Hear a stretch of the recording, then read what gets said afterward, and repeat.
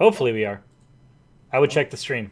Because this is the first time I'm using Restream, so I have no idea if it's actually working. Aerin, could you check, please?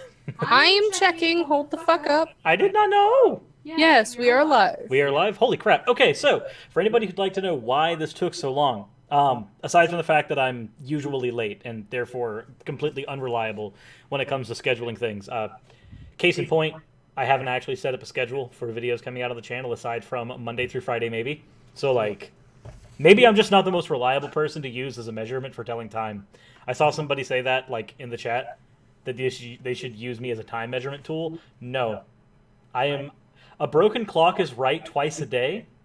I'm worse than that. So let's not do that. Anyway, this is the first time that we're actually going to be having... I'm going to do this. Panda, if you can mute your mic, I'm going to set this to Omni so that they can hear both of us through my mic, so there's no echo. Boom. Hello. Okay, you guys should be able to hear Panda and myself. I'm not going to be as close to the mic for obvious reasons. Speak, Aerin. Hi. Can y'all hear me? Type an F in chat if you can hear Aerin. F to pay respect to not being able to hear Aerin. It says eh. This is the problem with trying to have us both there. Okay, so apparently we can at least both be heard, Yes. which is good. It's at least something. Fs. We're getting Fs. Okay, cool. Excellent. So, here's the thing. One, as you can tell, there it is. For some reason, I'm always disoriented as to where the actual thing is. There's a few things that you'll see in the chat. One, look at the chat bar on our actual stream, and we have the Restream chat now, because we are now hosting this through 4 avenues, which I will have linked in my About section around the time that I get to it, because I'm a terrible measurement for actually figuring this stuff out. Have it set up on going on Facebook, going on YouTube, going on Periscope, and going on Twitch. So, we actually have multiple avenues that this is going through besides just YouTube. Because this is my full-time thing, so I need to actually do my due diligence and all that fun stuff. Also, Pam is over there flirting with Aerin. No, Aerin was just like on her phone, and I was like, down, up, down, up. Really, bish? Fair In enough. case people didn't know, I did invite somebody personally to watch the stream to enjoy the rage fuel The words. The words. Sorry. Oh, it's rage fuel. It is rage fuel. Oh, yeah, no, Welcome this to is... the chat, Jack. Yeah, I see Jack is in the chat. So, that said, I know originally we were supposed to have the stream on Monday, but there were some issues that came up on Monday, so we're having the stream now. You guys are still technically getting 5 videos this week. It's just one of the videos is an extra stream as opposed to an extra video. So you guys have already had that extra one because there were 2 videos released yesterday because reasons.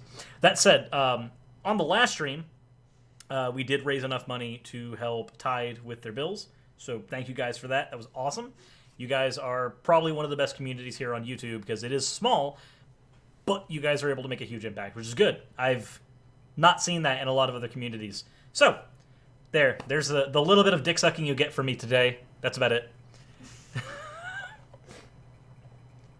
was like the first time I had a conversation with Logic that was like, okay, here, I'm gonna have 5 seconds. Okay, dick sucking's done. So, Tech Runner says, words don't exist and life is a lie. I don't believe anyone, not even yourself. Okay, fair enough. Jack says he's too tired for gender roles. Well, if you're too tired for gender roles, have you tried sliced gender bread? Or maybe some gender pie. Socially constructed bread, everyone. Oh my god. So, terrible jokes out of the way. Let's go ahead and get started. Where we left off last time, there's a reason this is 6.5 instead of 7. Last time, we did not get through their entire article, and we wanted to get through more of their article because normally, when we get far enough into one, we just skip to the conclusion because these are dense with dumb. But this time we decided we wanted to go through the entire thing. Speaking of Logic, as he talked to you about the art, Logic has not sent me anything about the art, but I'm fairly certain him and Eseth have probably had a conversation about it, and I think I'll stay away from that conversation. I am avoiding that one. Yes. So, let us continue in It doesn't take long for the weird fan art for my channel to get brought up in conversation. You spoke it into existence, though. You're not wrong.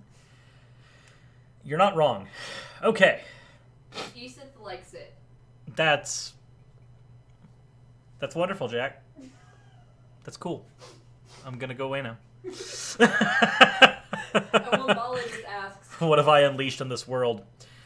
You've unleashed regret. Lots and lots of regret. That said, in the article itself, we'll do the same thing we did last time where we bounce between the paragraphs, or bounce between the points, rather. Because paragraph by paragraph, sometimes they have a point that extends into multiple paragraphs for reasons, I suppose.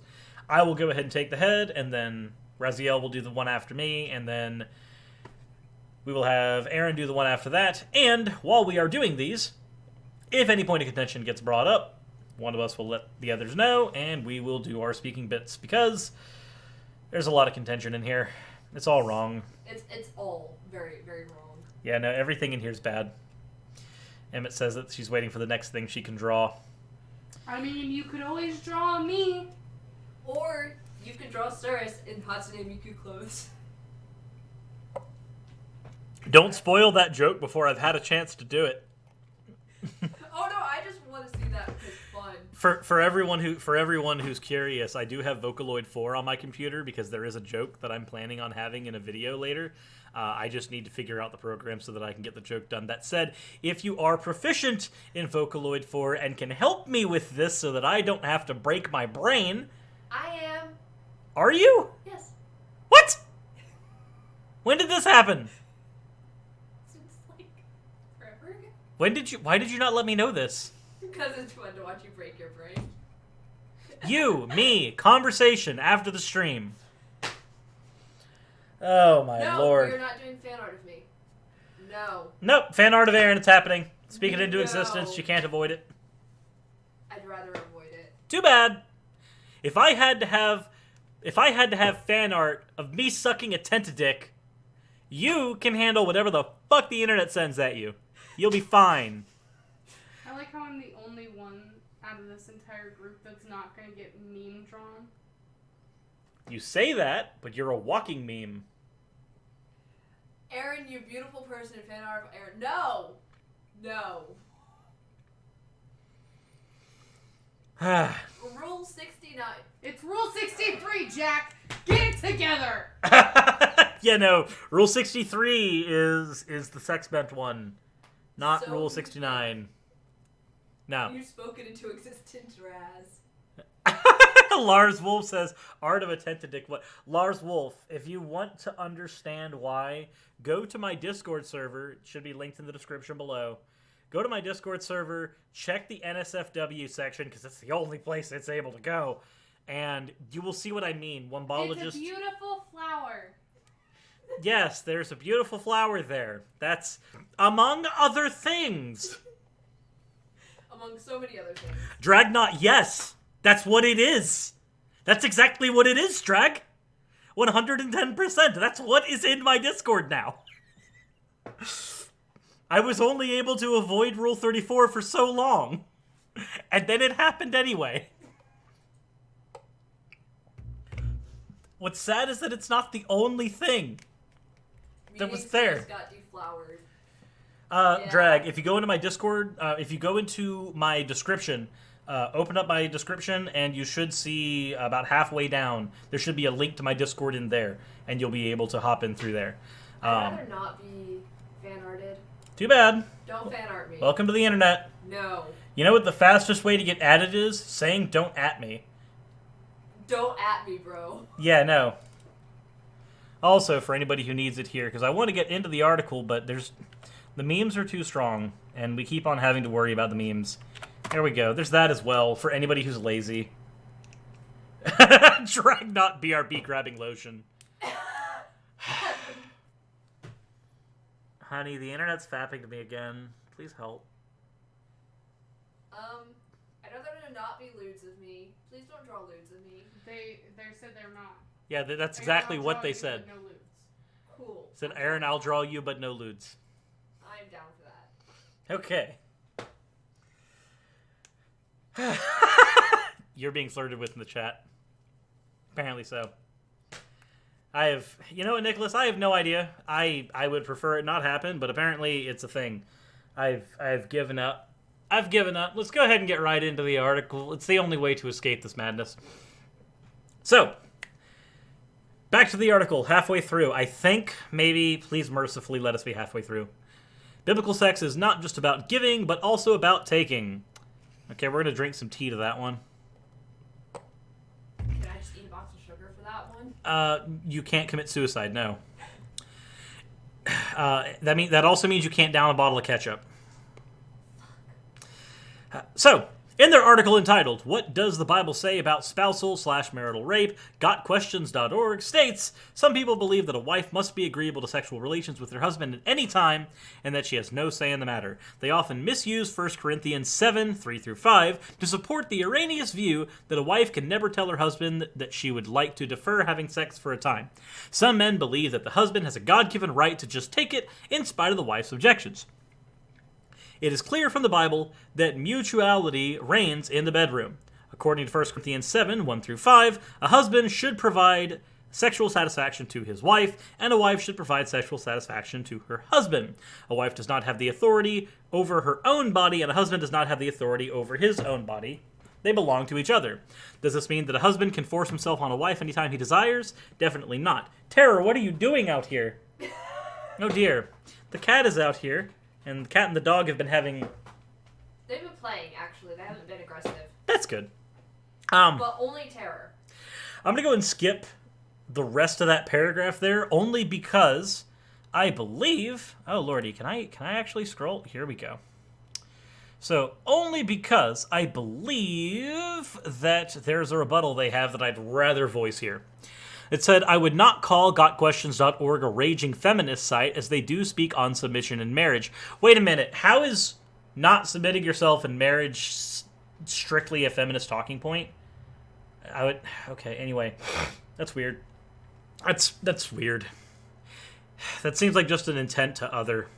Even if at times they water it down quite a bit. However, the term mutuality they use in this article is a favorite of Christian feminists. In fact, Christian feminists use this passage in 1 Corinthians 7, 1-5 to try to cancel out all the Bible's teaching on male headship in marriage, and they say that marriage is a mutual partnership. Well, marriage should be a mutual partnership. It's literally a partnership between two people. Like, it's a legal binding between two people. It should be a mutual partnership. I think, I could be wrong, but I think that they're bringing it up as a matter of feminism only so that they can try to undermine it by calling it a feminist talking point. If I'm wrong, let me know in the chat. It's almost like consensual intercourse is this Oh my god. It's like it's this unprecedented thing. It's like this thing where it's like it's such a crazy idea. It's like, oh my god. It's almost as bad as women wearing pants back when that became a thing, or women voting. To me, it feels like his line of thinking follows the line of thinking that was had during those eras. This is a guy who's stuck in the past in such a way that it makes my want to only play Yu-Gi-Oh! GOAT format look tame. For me, it just makes me want to kind of like sit him down and go, look, fucker. Like, okay, this is to politics what a gamer is when you ask them, hey, would you like to play this game? And they say, what console is it on?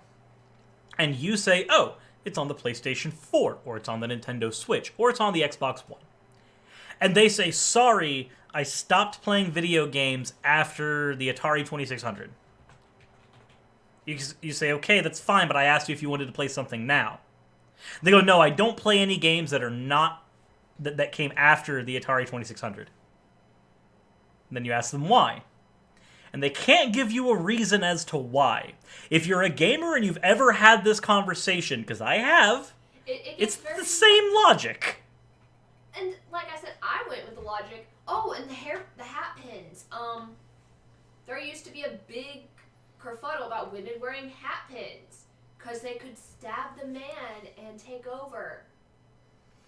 but a guy could have a gun and a knife. Oh, this is 19th century. Yes. 19th century England. Sorry. Could have a musket. 19th century England. Musket. If memory serves, I don't even think they could have muskets. No, but I do believe that they were allowed. They were allowed something, like outside of beat sticks. They were allowed a couple things, but I'm pretty sure firearms were not. Yeah, like. However, don't quote me on that. I'd have to check. Like, I mean, Lars, it is the same thing as the PC Master Race mentality. This is coming from a primarily PC gamer. Like, actually, fun tangent. Are you okay? Yeah. You gave me a stare there. I said I'm primarily PC gamer. You just kind of like. So, what the hell? That's weird. Anyway, so fun aside on that. Me and Raz were gonna play Resident Evil 6 because it's a terrible game, but it has 2-player mode, and we wanted to go through it. We happen to own it on the Xbox 360. We also happen to own it on the PC. We booted it up on the 360. It took all of 4 minutes for us to go, no, we're not doing this. And then we booted it up on my PC, put it to max settings, and said, this is how we're doing this. But see, there's actually a reason for it. The game looked better and played identically as on the... Well, not identically. The game looked better on the PC, and it could play almost identically because we could use more than just Xbox 360 controllers. You could actually plug... It didn't work very well, but you could plug the Nintendo Switch controller into the PC and use that, even if it didn't work very well. So, like, sometimes there's a reason behind it. But sometimes, a lot of the time, there is no reason behind it.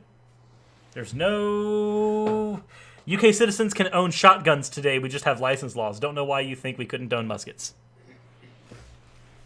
Like I said, I'm not too sure on the history. I know there are really strict gun laws over in the UK, though. Well, Gainer says daggers. Compared to the US.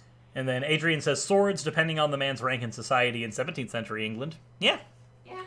Women can't have a hairpin, but a man can have a sword. I mean, I can understand if the man has a really small penis and desperately needs to compensate. That's why I've got a hammer. Well, so what happened with the hairpins is they were fine with them because they were used to holding decorations. And then a singular woman, and then this kind of became a thing, used it to defend herself, because they're sharp, used it to defend herself from a sexual assault. Mm-hmm. And then it got published, and then other women started doing it, and then hairpins were suddenly this huge an issue. And I was like... Do you know what this defends you against? Nothing. Creationism. Oh. Okay, never mind. That's offense, yeah.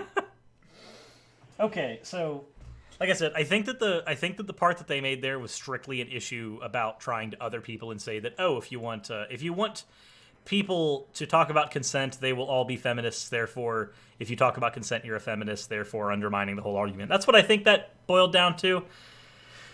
I think it's dumb, but it's Pam's turn to read and try not to scream because I'm trying not to scream. I am not denying that there is not any mutuality taught in this passage, as there clearly is, but it is limited mutuality, not an all-inclusive mutuality. As someone with a stutter, this fucking sucks to read. The first part of this passage is from 1 Corinthians, shows that a husband and wife have a right to sexual access to one another's bodies. Quote, 3. Let the husband render the wife unto the wife due benevolence, and likewise also the wife unto the husband. The wife hath not power of her own body, but the husband, and likewise also the husband hath not power of his own body, but the wife. The English word power here is a translation of the Greek word exousiazo? Excalsioso. That word. And can refer to authority or the right to do something. If we try and say here that God is saying a wife has literal authority over her husband's body, then this contradicts with the scriptural teaching that the husband is the head of the wife, as Christ is the head of the church, and the wife is to submit to her husband in everything, as the church is to submit to Christ in everything. No, I have a thing. Yeah? Okay. So the English word power is here's the translation word. Is the translation. Okay. So why do some people do that? They're like, well, according to the actual translation from Hebrew, and then they're doing Greek, and then... No, there's a reason they're doing Greek. There's a reason they're doing Greek. Okay. You have to do Greek when you're talking about Corinthians because Hebrew and Aramaic apply to the Old Testament. The New Testament was written during the time where Roman occupation in Judea was happening, and the primary language they had, the language of the people at the time was Greek. Like, the primary language that most people spoke at that time was Greek. So your New Testament stuff, a lot of your Pauline doctrines, Paul would have written primarily in Greek in order to reach most of the people in the nation at that time. So that's why I was confused, because I was like, well, some parts of the Bible, people are like, go to the Hebrew word, and in some parts they're like, go to the Greek word. I'm like... It depends on what portion of the Bible you're in. And we're using one omnidirectional mic to make sure that there's not echo, like Raziel just said. So the only way that we can do this is if I move. I may have made a mistake. Something. I may have made a mistake. It's okay. I can do it. I can do it. All right. So here's what we're gonna do. It's the only way to do this. We're gonna have the mic there. It is now set omnidirectional. When you guys are... things are happening. So, when you guys are speaking, make sure to not point your head down. Make sure to point your head up towards the mic. How about I just do this? Does this work for everyone? How's this? Can you hear me? Hello, I come for the food. We'll have to wait until that actually gets into the chat itself. Zarian just said, oh, thank you, YouTube, for telling me Cyrus is live 20 minutes in. Okay. Oh, no, it just told me that you're live as well. Why? What? Like, I need to know you're live. No, you're head cynic. You are correct that the laymen in most areas were actually able to... They spoke generally the language of their region. The thing is, though, is that Paul was not trying to speak strictly to laymen. Paul was trying to speak primarily to people who were going to deliver the message on the way down, which is why he talked to a lot of different churches, like what happens in Timothy, where he's addressing an entire church. So, in order to do so, you're going to use the scholastic language that everybody there uses. You're going to use the language of your audience. The language of his audience would have been Greek. Your New Testament is written primarily in Greek. She is unhappy, by the way, for all the people in the chat. She is unhappy because there is a dog, aka Ripley, and they haven't quite gotten along yet. They like to play, and by play I mean the dog likes to chase her and she likes to hide. But she also likes to instigate some of these chases. But she's trying to jump away from me, and I know that if I let her go, she's going to tear my boob up again, so no. Yeah, Raz actually has a big gouge down her chest because the cat decided that was where it wanted to go. I also have the inside of my nose cut up because I was sleeping and Ripley chased the cat into our room, and one of the cats decided to run across my chest, up my face to get to higher ground. Claws out the whole time, so I just wake up to blood coming out of my nose and just oh, that's excellent. That's I okay. now have fan art. My entire right foot, the entire right side of my right foot is just a scar now. So because of the cats. So, Aerin, since you know programming, let's see if they're right on this part. In the programming world in which I work, we would call this an infinite loop. If a husband can compel his wife to give her body to him, yet she can command him not to give his body to her, we can see where this ends up. That's... She does not sound happy. It's because I'm getting her tummy and she's super ticklish. So the cat is vocalizing how, thank you, Dragon. That's not a...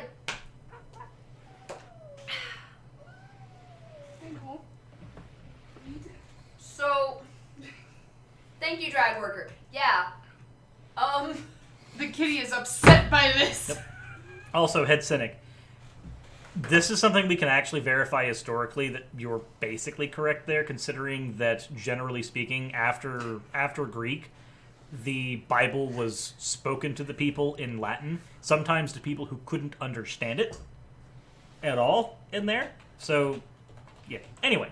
So let's start with that's not an infinite loop. That's competing, and you're very wrong. So when we take the whole of scriptures, and especially Ephesians 5:23-24, we understand the power of Corinthians 7:3-5 actually refers to the right. A husband has the right to sexual access of the wife's body, and the wife has the right to sexual access of her husband's body. You don't have a right to sex. You don't have a right to somebody else's body. I don't know how many times... I'm going to pull this down just a little bit. But I don't know how many times we have to actually say it. What in the ball sacks was that? So, Tara ran under the for chair. reference, I don't know if we can get a good fucking glimpse of Rip-a-Dip, but Rip-a-Dip's right in there. Tara is right there, and I accidentally kicked her. So Tara's right there, Ripley's here.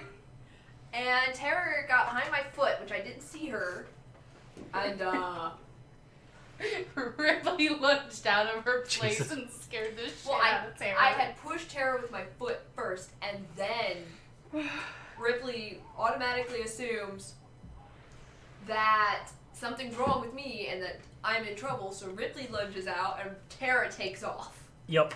It's an interesting feedback loop. Speaking of feedback loops, my brain is currently doing one because the dumb shit in this article. So I don't... So there's two things I want to say here. One, if your book was written 2,000 years ago, we ought not follow it for morality today because morality has this awkward habit of evolving. We can see that the relativistic morals of one society generally morph over the length of time that that society exists. We also see this in just general cultural practices. In fact, during the first century, during the time that a lot of these things would have been written, there was a cultural shifting happening in Judea, where the power was shifting away from Sadducees to the Pharisees, which means that a lot of your stuff that was considered cultural norms, like animal sacrifice, was slowly being weaned out of the culture at that point, and it was moving to a more scholarly method instead of a more, I guess, tribalistic way, you could say. So we see that historically, these things were in a state of flux during the times these things were written. So it's really awkward to me that writings that happened during a time of a state of flux are being used in an effort to try to tell us that we need to adhere to them 2,000 years in the future. Secondly, It just hurts my brain. Like, one of the things of biblical gender roles I see a lot is that... Oh, you have a super chat. Yes, we have a super chat from Jordan L. It says, I can't help but question why this man is so dang obsessed with being allowed to rape his wife. He has, 10 plus articles on it? I assume he's abusing her, but why so many justifications? So there's a few reasons for this. One, and granted, I don't know the person who writes the articles. If I did, I would sit down and have a conversation with them trying to figure out what the hell is going on with them. But there's a few things that we've been able to glean by looking at their articles. One, they have one failed marriage. And in that failed marriage, he mentions that there was a certain level of corporeal damage that he was allowed to do to his wife that he's not able to do to his current wife, or it's the other way around. One wife he was allowed to hit, the other wife he's not allowed to hit as hard, or hurt during sex, or something. There's a way that he worded it that made it to where one of them can handle physical abuse. Oh, it was the one about painful sex. Yeah. One wife could handle painful sex, and the other wife couldn't handle painful sex.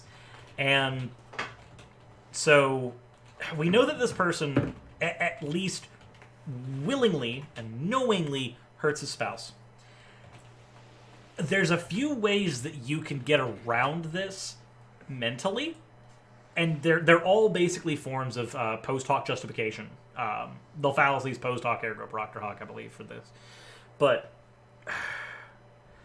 no, this is just all appeal to authority. Basically, his method of justifying this shit to himself is by using the appeal to authority. His authority is the Bible, and if the Bible says that he's allowed to do this heinous shit, then he can continue doing this heinous shit instead of looking at a mirror and saying something might be fucked up with himself. Instead of looking at himself and saying that there's potentially something that's wrong with him, he takes it, compares it to his Bible, and says, hey, is there something in this Bible that justifies the way I'm feeling and the way I'm acting? If yes, he can continue being a heinous piece of shit. If it's not in there, then he might change it. The problem is, the Bible is 66 books long, written over the course of several thousand years. If you want to justify some heinous shit, you'll find it in the Bible. If you want to justify some good shit, you'll find that in the Bible too. That's the problem with the Bible, is that it's got a lot of good moral shit, and it's got a lot of awful moral shit. And there's also the whole thing where somebody's like, he has like 10 plus articles of, abusing his wife. There's that whole thing of, he has 10 plus articles about telling women their role in sex. Just sex. So, here's the issue with that. He has 10 plus articles of telling women that submit to your husband, have sex if you want it, you have no say in the matter. If that doesn't scream, I'm an abusive dick. Yeah. But here's the thing, now he has a book where he can go, I'm not abusive. I'm not abusive, I'm godly. Yeah, and that... It's just like somebody who... I've heard this justification before. When a parent is physically abusing their child, and I'm not just talking about, like, spanking. I'm talking about, like, actual full-on physical abuse, not just, here's a little bit of corporeal punishment. Obviously, there's a conversation that can be had about spanking being... It's corporal, not corporeal. Yeah, well, fuck off. Obviously, there's a conversation that can be had about spanking as well, but if I'm talking about a parent who is full-on harming their child deliberately, not just as a method of punishment. They might say that it's a method of punishment. Excessive chores. There is a thing called excessive chores. Have you read the book A Child Called It? Mm-hmm. So, example of the Child Called It. If you've read A Child Called It, then you know the type of abuse I'm talking about. And granted, Child Called It is a very extreme version of this. But there are parents who will put their children through this, and then they will appeal to the Bible and say, oh, well, spare the rod, spoil the child. It's just like the pearls. So, I do want to elaborate that Jordan L. said, my question is more why he continues to appeal to his reader, who likely gets just as much, hopefully more hate, as he gets people who agree. Why keep engaging? So, the dealio with that is that it doesn't matter who you're appealing to, as long as somebody's reading it. If you can keep them interested, whether it's through hate, whether it's through them agreeing with you, as long as you can keep them interested, that's a payout for you. Not to mention, to anybody reading his articles, when you get to his comment section, the only thing that you'll find in this person's comment section are people affirming his biases, because, and he's very honest about this, I'll give him credit for being honest at least, whenever you submit a comment to his blog, he actually screens the comment to determine whether or not he's going to post the comment on his blog. So you can't actually, as a reader, get an idea of what people are saying about this blog, because any dissension from what his confirmation bias is immediately filtered out. Which means you get more people who are looking at this, looking for answers to these questions, because there are people who will legitimately be looking for these answers, not just looking to debunk them. And they're going to find that, oh, this person said this, I don't really agree with that, but then they might go into the comment section and say, well, all these people agree with it as well. And I know that that's a logical fallacy. Mentality. Yes, and the logical fallacy for that is the ad populum fallacy. Oh, well, the authority said this, and the populum said this, so appeal to authority, appeal to ad populum. They're both fallacies, but they're things that people use a lot, whether they know it or not. If 9 people you talk to on the street say that X is true, you are likely to be the 10th person who agrees that X is true. And the most modern way of saying this is 9 out of 10 doctors agree you should use this toothpaste. 9 out of 10 doctors agree this. 9 out of 10 this agree this. 9 out of whatever, 10 out of 10 agree this. It's used in everyday, I don't necessarily want to call it brainwashing because it's not brainwashing, but Marketing. it's subliminal marketing that's appealing to you as a human who has a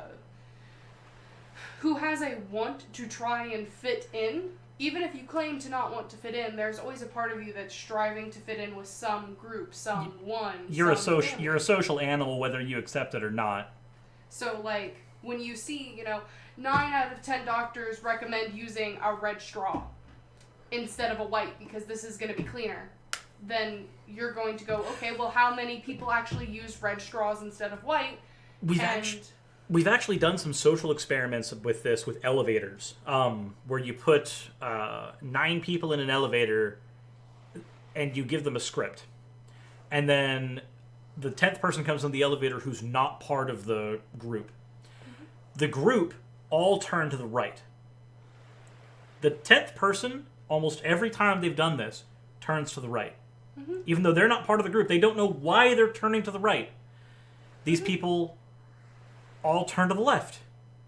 The 10th person who's not part of the group, not part of the scripting set, turns to the left as well.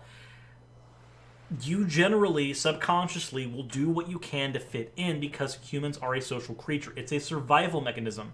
Yep. That's why when you're learning, like, CPR, first aid, you are taught to point at somebody and say, you, get me an AED. Because, call 911. That's the other thing. Because also, I forget what that's called, but there's a thing humans have where they freeze, and they know that somebody should do something, but they look to everybody else to do something in a moment of panic. Mm-hmm. And I don't remember, there's an actual word for that.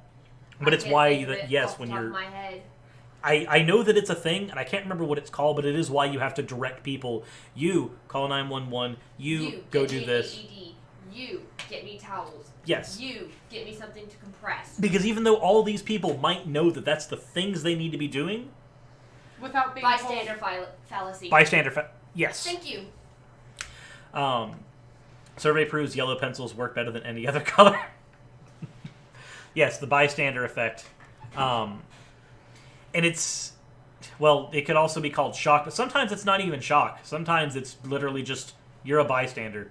You're a bystander, and the way okay, there's another way to do it that doesn't involve medical things. It's the same issue where if I have a group of 10 people and I tell all 10 people that 2 + 2 = 4, right? If I ask them, what does 2 + 2 equal, all of them will look to each other because they're not going to step up first. Somebody else is going to need to take it. That's why teachers use the mentality of calling on students, because when you ask a group to do something or ask a group a question, they're going to look to everyone else in the group. That's why it's called bystander fallacy and not shock. You can go into shock, but when you're in a medical scenario, it's different than when you're in a bystander scenario. It's the same case with bullying, where you look to other people to step up. Nobody does. You walk away. 10 people know that it's wrong. 1 person may or may not step up. That said, Lars did say that we are fairly off the topic. Tangentially so, we are. Well, we're still talking about the bystander issue, which is what's happening with why he continues to put out content. Because people will look to him to say stuff. And since he's only putting out positive reinforcement of his own thinking... Yeah, everybody's just gonna go, okay, I'm gonna do that. I'm gonna do this. Another fallacy people are going to appeal to for this is called confirmation bias, where if let's go ahead and say for a minute that I am 15 years old again. So I am officially back to being a misogynist. I am officially back to be perfectly honest, I've said it on my channel a few times, but back when I was 15, I legitimately could appeal to rape apologetics. I'm not proud of it, but 15-year-old me was a dumbass. So, let's go ahead and take 15-year-old me. 15-year-old me would read this and go, yes. 15-year-old me would have read this whole thing and gone, no, that makes sense. This confirms my biases. It's horrible, it's bad, but it's the person I was. I'm not ashamed to admit that a decade ago I was a dumbass. A decade after this, I'll be able to look at me and go, yeah, no, that Cersei was also a dumbass. Decade ago, I was the biggest dumbass. Yeah, you were a flat earther. I was a flat earther a decade ago, and a decade from now, I'm going to look at myself and go, well, Aerin 10 years ago was also a dumbass. I mean, I was a dumbass 10 years ago, but for completely different reasons. Because I have never really been religious, but, like, this type of mentality was also used in my household at the time. It's just, it was kind of reversed, where instead of it was positive reinforcement, it was apologetics for making me do everything, because I was the redheaded stepchild. The family that I was in made me do all the chores, all the cooking, everything, and they tried to put it on me and blame me. So, like, this, but, like, flipped, as, like, I was the victim in this scenario, getting told all of these things, that I should be doing this, I should be doing that. It just wasn't, like, biblical. I was a horrible person. To be fair, we could also... 10 years ago, I had rape apologetics. I had everything else. Yeah. Now, I wouldn't look at this site and go, yes, because I was a completely different religion. Yeah, but it's the same type of excuses. That said, I will go ahead and get to the next paragraph so that we are at least somewhat back on topic, because otherwise we won't actually get through this whole thing. Are Christians' husbands wrong for demanding sex from their wives? GotQuestions.org claims the passage is about giving satisfaction, not demanding it. The focus is on pleasing one's spouse, and I don't deny that this passage does reference giving oneself to one's spouse. When it uses the word render, that it is our duty for the spouse to give our bodies to our spouses for their sexual satisfaction. However, it also talks about the power or right of this spouse towards the spouse's body. This is clearly the power to take or seek sexual satisfaction in one spouse's body. Got Question does not like take to be anywhere in the conversation of sex, but it is in this passage. The giving and taking aspects of sex God designed are clearly on display. Finally, as far as demanding sex, it is true that the wife can no more demand anything of her husband than the church can demand something of Christ. Can she request sex from her husband as the church can request various things of Christ? Yes, but she cannot demand anything of her husband. However, can and does Christ demand obedience from his church and everything? The answer is yes. Okay, so now we have a shifted power dynamic. Therefore, since a husband is the head of the wife, as Christ is the head of the church, he can demand obedience from his wife, including in the sexual arena, just as Christ demands obedience from the church. So! You do not have the right to demand anything of your spouse. You do not have the right to sex. Sit the fuck down and grow the fuck up. Yeah, so I know that I didn't pull down so you guys could read along with me, and I'm sorry for that. So you guys can read that as well if you want to vomit in your mouth the same way that I'm feeling like I need to. So, it says, finally, for demanding sex. This whole thing is 2 paragraphs trying to say that the wife can't demand something of the husband that the husband can demand of the wife. So 1, this is not an equal partnership. 2, I would agree with Aerin that no, the husband cannot demand sex of the wife. The wife cannot demand sex of the husband. I'm sorry if you need to get your rocks off. I'm sorry if you feel like you're experiencing blue balls. Guess what? Your wife does not owe her body to you. I'm sorry. And like, marriage is... Any relationship is a partnership. You were about to say something. I was just gonna shout out Rage Tyrannosaurus and Zarin because hell yeah, Homestuck, and that is the perfect explanation of looking back on oneself, is the car cat effect. Because in the webcomic, he actually meets his past self and he goes, "You're a dumbass. Past me was a dumbass. Yep. Get your shit together." And he fucking hits him and he's like, "No." And then he goes, and it's like, yes, that is perfect. I've also, if you look at the comment section for the polyamory video, there's a lot of, or at least 3 or 4 comments in there where somebody was like, you know, this makes sense, because up until this point, the only frame of reference I had for polyamory was quadrants. Mm-hmm. Literally, polyamory is just the quadrants from Homestuck. Anyway, Sorry, tangent. That just made me relationships, polyamorous, monogamous, whatever your structure is about equality among the partners, among the members of the relationship. Because without that equality, without that teamwork, the whole thing's fucking a failure. Jordan L. does point out that this goes against some of the stuff he said before. He's definitely said in the past that the wife has the right to her husband's body. So he still has said the wife has a right to the husband's body. He's also said, though, that, like in this article, that right is less than that of the husband's. So, for instance, if you've ever read George Orwell's Animal Farm, this is literally the some people are more equal than others argument. Like, women and men are equal, but some people are more equal than others. It just happens to be that the men are more equal than others in this person's worldview. So, Head Cynic says, I want to read it.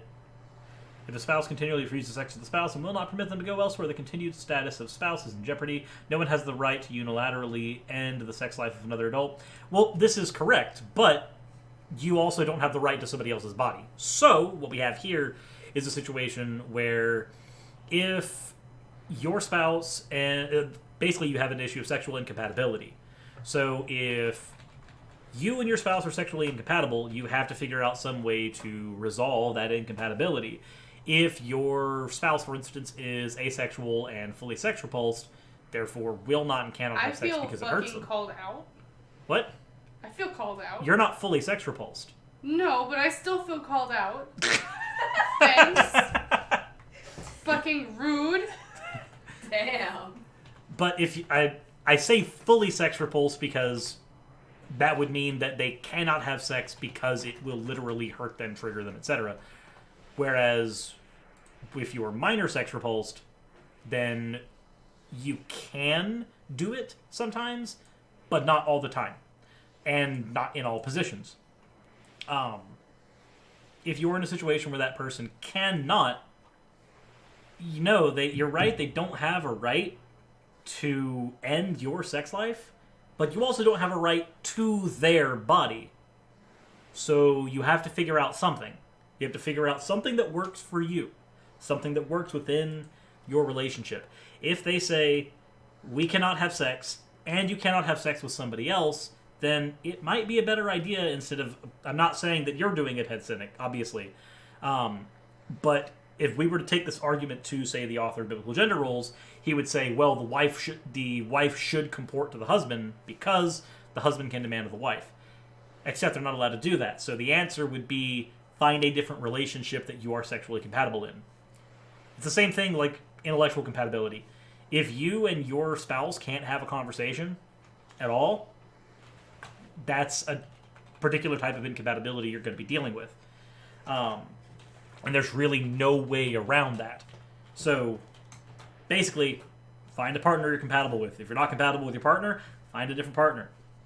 Or if you're compatible in 3 of 4 areas, and you need all 4 areas, mayhap finding a partner who can fill in the 4th area is a good idea as well. That's one of the reasons polyamory is useful here. So... Also, say you do have a partner who's asexual. I'm going to harp on this because I think he needs to hear it so many times. If your partner is asexual and fully sex repulsed, 1, you still don't have the right to their body. Like, sit the fuck down, go fuck yourself. I get very angry, I'm sorry. 2, even if you want to stay, like if you want to stay with that partner that you know is asexual and fully sex repulsed, talk to that partner and say, hey, what can we do to, 1, meet your needs and meet my needs? It may come down to, oh, well, I'm not going to have sex with you because it's fine. But sometimes if you have that conversation, you can turn around and say, I'm not going to have sex with you because I'm the asexual, sex repulsed person. However, comma, you can go have sex with other people as long as I've vetted them. Yeah, and that's perfectly fine. That's That's a thing that I've seen done. And if it works for the relationship, who is anybody else to say how your relationship should work? That's what, this is like the conversation. This is like the person on Twitter who posted that polyamory is just infidelity, or is just unfaithfulness by a different name. I just retweeted that. It was just like, so you're wrong, and I'd be willing to explain why you're wrong. What I think that we're missing here in the point is this person is trying to make it okay for someone to hurt someone else. And that is never okay. It does not matter if that person is your girlfriend, boyfriend, wife, partner, for the Homestucks, your pale mate, you know, like, it doesn't matter who they are to you. If you hurt them, you are in the wrong. There is no god or man or demon or hellish rebuke alive or dead that can make this okay. Hurting someone else makes you a disgusting human being if it is with intent. If I'm trying to hug Aerin and or I'm trying to gesture and I accidentally thwap Aerin in the boob, that doesn't mean that I am abusing her. Like that. Like that. Well, I just got thwapped in the face, but it's okay. But if you are purposefully hurting someone and trying to justify it using apologetics from your fucking imaginary sky daddy, please suck your sky daddy's dick, get his sugar daddy money, and then go fuck yourself with it. 'Cause that's not okay. Like, if you accidentally hurt somebody, you apologize, you do what you can to make it right, you move on. Because you were in the wrong, you're going to own up for your mistakes. Now, what this author is doing is allowing for people to intentionally hurt other people. And this hurt is specifically taking sex without consent. To that people that the is book... rape. And not only that, taking sex without consent to people that his holy book identifies as women. Because, let's be real, there are people who female present and do not identify as female. Which gets into the whole, he has a whole article defining that sex equals gender. To debunk the transgender argument. Which is funny, because if you look up the actual definition of gender, it comes out as these societal norms constructed around the idea of that. Yeah. So it's like literally there's a dichotomous distinction between sex and gender, and there has been for a long time. You can say that there isn't one, and that's fine. I'm never going to tell you you can't be wrong. But I will tell you, you are wrong.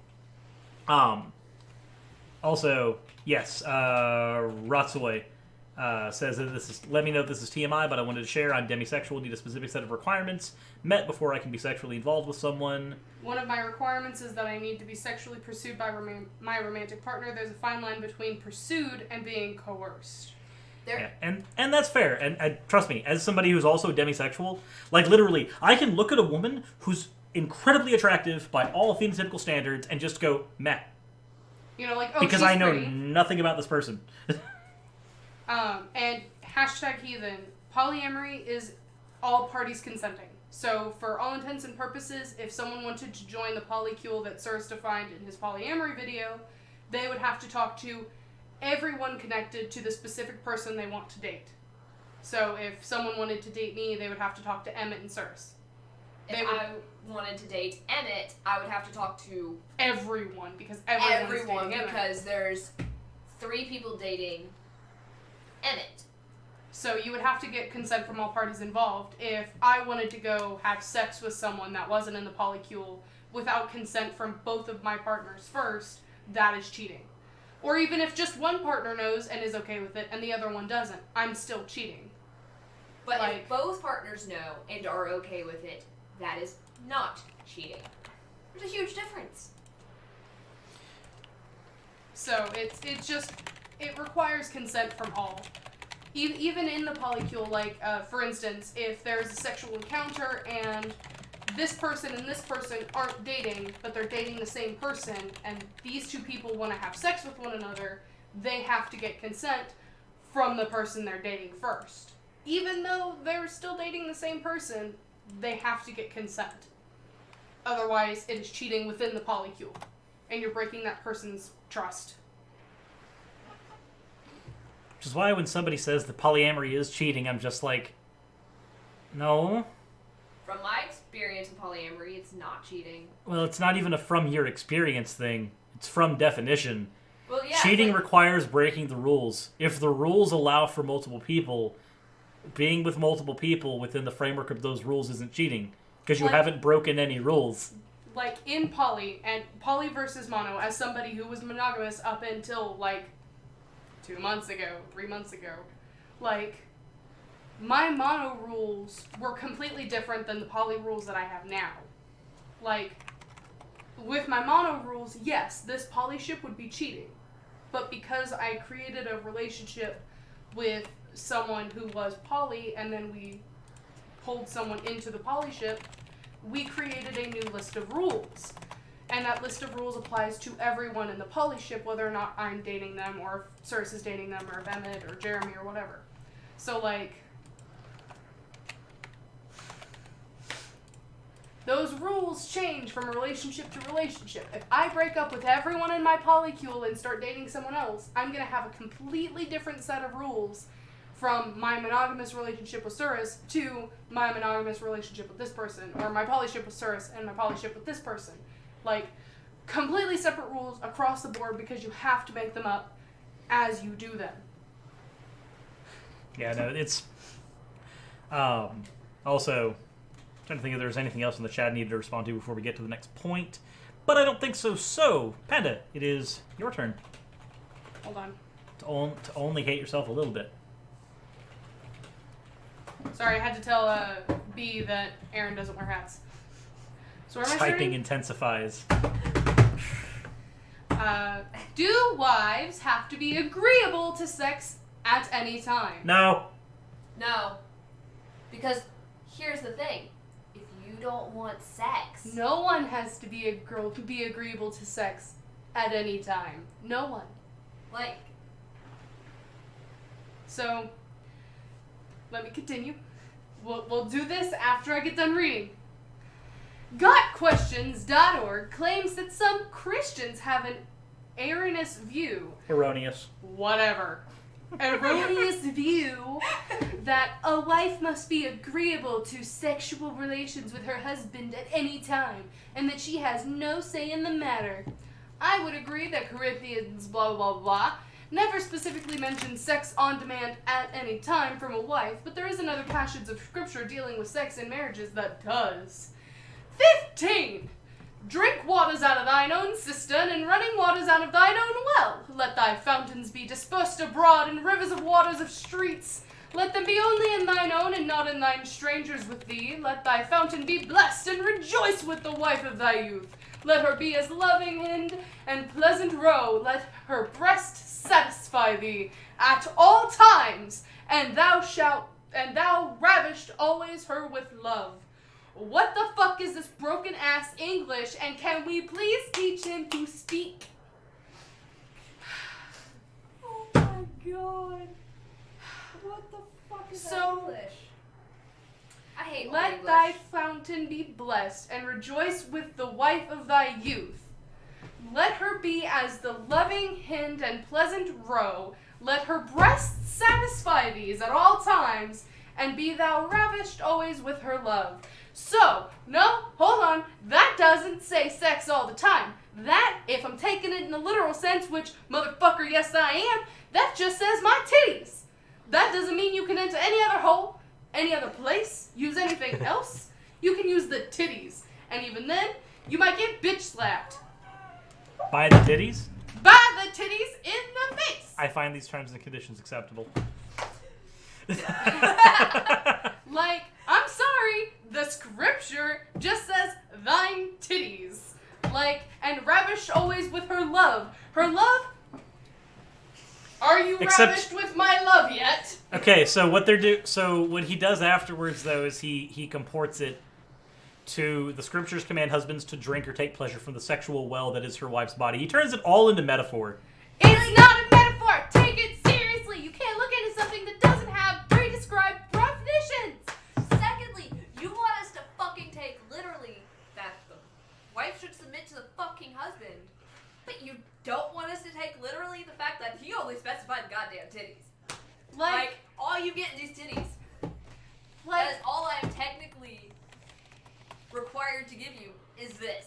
Goodbye. Well, you know, the well could be my mouth. I could put water in my mouth and you could drink from it, bitch. The well could be my damn titties if they large enough. Like, cup them around something and put a little water in them and just drink out of that. The well is just a well of love and affection and my titties. There is nowhere in that line and or phrase that says sex. It's just rejoice with the wife of thy youth. Let her be as the loving hind and pleasant roe, and let her breasts satisfy thee at all times. Basically, bitch can only touch my titties at all times. And you know what? I think I'm okay with that. The female version of polygamy would be polyandry, drag. I request thine titties for mine own pleasure, wench. Yes, sire, here you go. Like,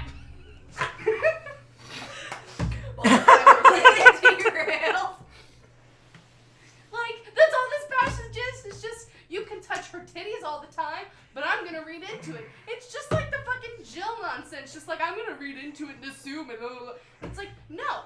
Don't assume. Read it literally. If you're gonna read it literally everywhere else, read it literally here. It just says, thine titties. And you know what? You cannot comb these titties! So I would say this, Mark. I'm not really certain what point you're trying to make. If in some relationships there are abusers or there are narcissists, that doesn't invalidate that relationship style, whatever relationship style it may have. Like, by simply saying that narcissists sometimes will ask for polyamory so that they can get more sex, basically, I'm not really certain what that's supposed to mean. There are also abusers who will ask their partner to have sex. Like, does that mean that all people that have sex should not do so? Like, I know that there's a point you're trying to make, but I don't think that point is coming across in any way that can be parsed out. If you want to clarify in the chat, please go ahead. I just want to point out that drag worker is 100% correct. I think this passage is just about playing with boobs non-sexually. Like, they're fun bags. But it is a sexual well that is the wife's body. Like, but the sexual well only requires the titties. Yes, which means that the sexual well only works when the wife's already pregnant. Squirt. Squirt, squirt. So let me just point this out, right? I have a girlfriend. If I was to marry her, then this passage would be really nice, because then I get to play with titties all the time. But you know what? I'm pretty sure if I just asked, I'd get it anyway. Oh my gosh. Not to mention, I'm pretty sure that whole, like, skit where, like, I flopped my boob on the thing, I'm pretty sure that's just her normally. She can fucking kill people. I agree with Gainer. We're very demonetized. We're very so demonetized now. Look, okay, I'm sorry that my girlfriend can kill people with her tits, okay? She just... and they did. So, Mark, you said that, yes, it's all about the narcissism. I've seen this in real life, know that does happen. Okay, is that in response to the narcissist would only ever masturbate to themselves, or is that in response to my point? And while we get that, Head Cynic did say that it seems like this entire article is just in favor of adult nursing syndrome. Fucking and yes. that seems to be the case. I mean, if that's what works for you, then that's fine. But like, don't force it on other people. Take your kinks to the bedroom. Dragworker says, I now can only imagine the author being breastfed. I can imagine him doing that while he's typing. He's just like, sexual well. Oh, God. Oh, my God. Aura says, if you read it in modern English, then it's pretty obvious that the point of the passage is to encourage the fidelity of husbands. Well, unfortunately, this person appeals to the King James Version all the time, which bothers the shit out of me. I'm sorry. It's a It bad bothers the shit translation. out of Stop you. it. It bothers the shit out of you. I am so fucking sick of the King James Version. Because it gets so fucking... Ugh.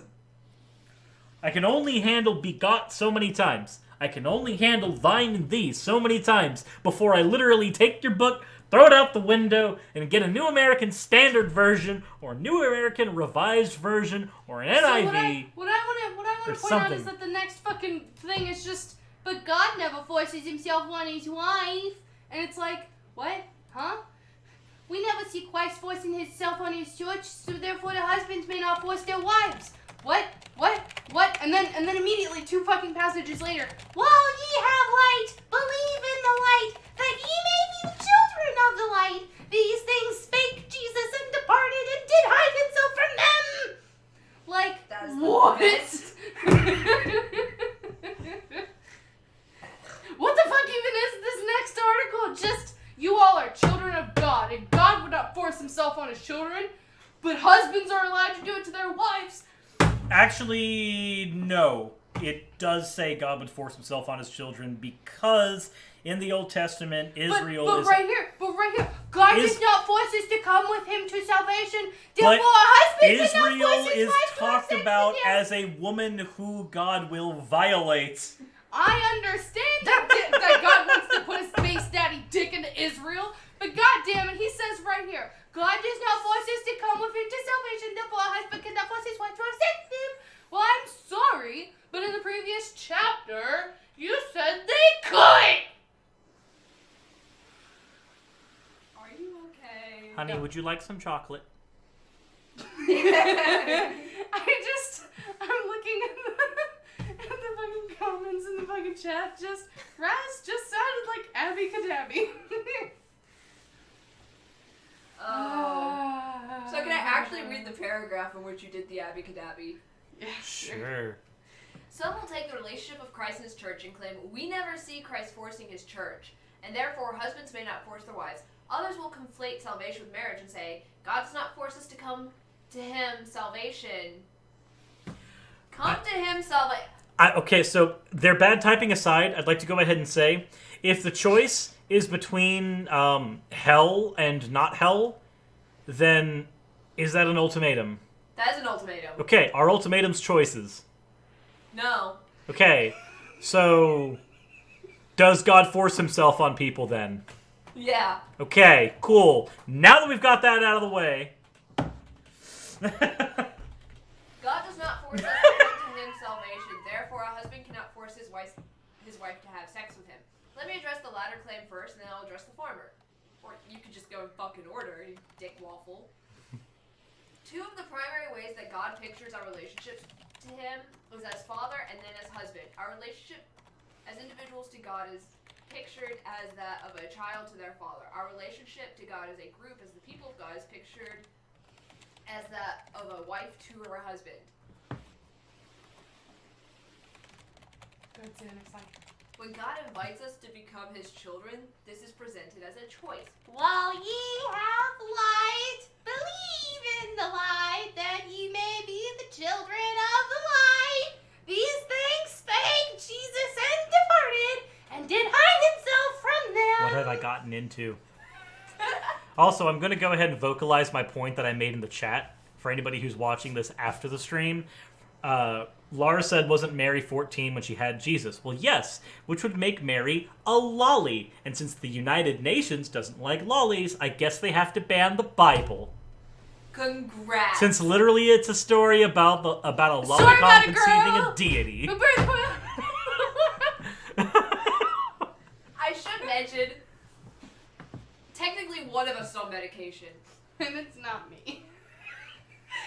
Yeah, it's not her. I think this this is is- just I think- to me naturally. I think this is the evidence that mayhap Raz needs it. So only one of us on medication, and it's I pain mean, meds? I'm 99% certain that I would get hella fucking views if I just read his fucking articles in the most dumb fucking voices. Just, now of course we understand there is a consequence of that choice, but So we is do it- not choose to obey the gospel of This is what awaits those who disobey his gospel! So, Sci-Fi Mind says, so is the Bible an anime since Mary was alone? The Bible is an anime, confirmed. The Bible is a long-running, tangential, filler-filled shonen anime. Oh god, fuck that shit. And it has lolly birthing kinks from Greg. Immaculate lolly birthing kinks. Read the Bible, and you'll get them. Oh boy, this is derailed. This is so fucking derailed. I mean, I keep trying to read the articles because I'm having way too much fun with these voices. Read his articles as Jordan Peterson. Well, you see, now of course we understand that there is a consequence to that choice. Yes, and women are chaos. If we do not choose to obey the gospel of Christ, that is what awaits those who disobey the gospel, and also those who do not clean their rooms. Okay. And do you, who are troubled, rest with us, when the Lord Jesus shall be revealed from heaven with his Shame. almighty angels, in flaming fire, taking vengeance on them that know not God, and that obey not the gospel of our Lord Jesus Christ, who shall be punished with everlasting destruction from the presence of the Lord and his glory of power. Why did I become Frieza? But all I gotta do was freeze it.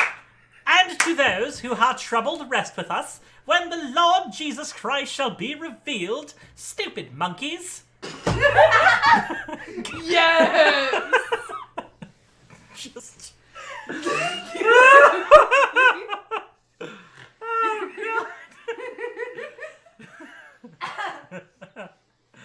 Oh my god. Needs more metaphysical substrate.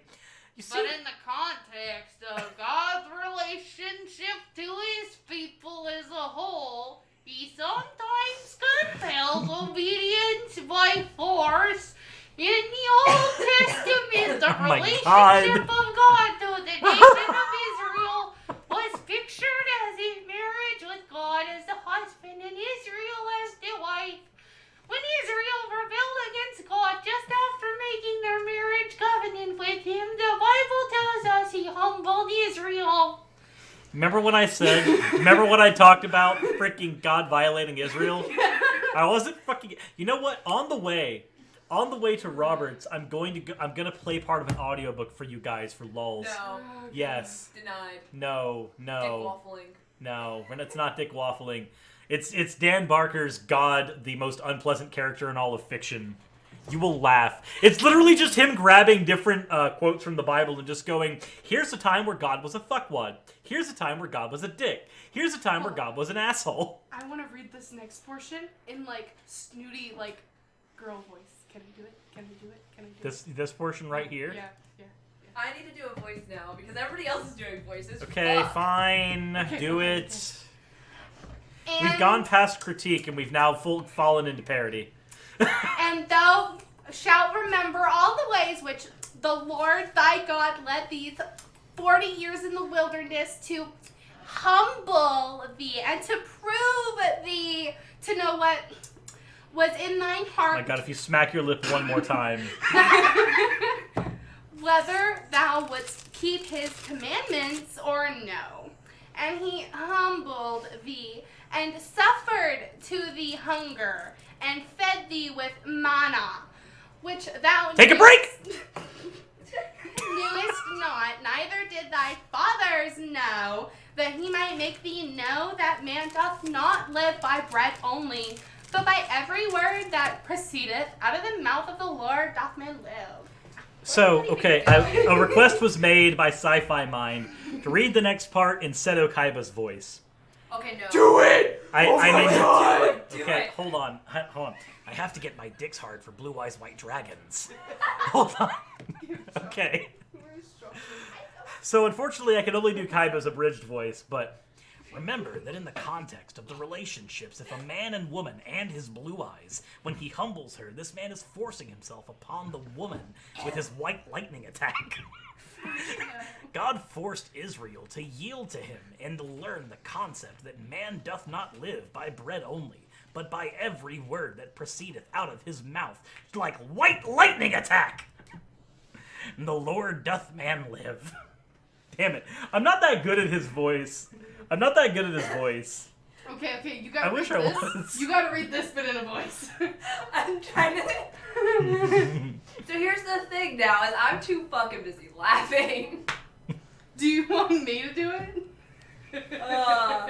Let me get a drink so I can stop laughing. Hopefully don't choke on said You drink. need a drink? Oh my god, I could do Merrick's voice. Yes!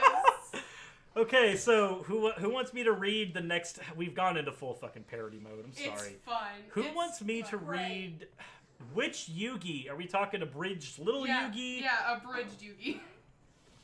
Between Kaiba and Snake, stick to Tristan. I mean, there are other voices I can do from the abridged series.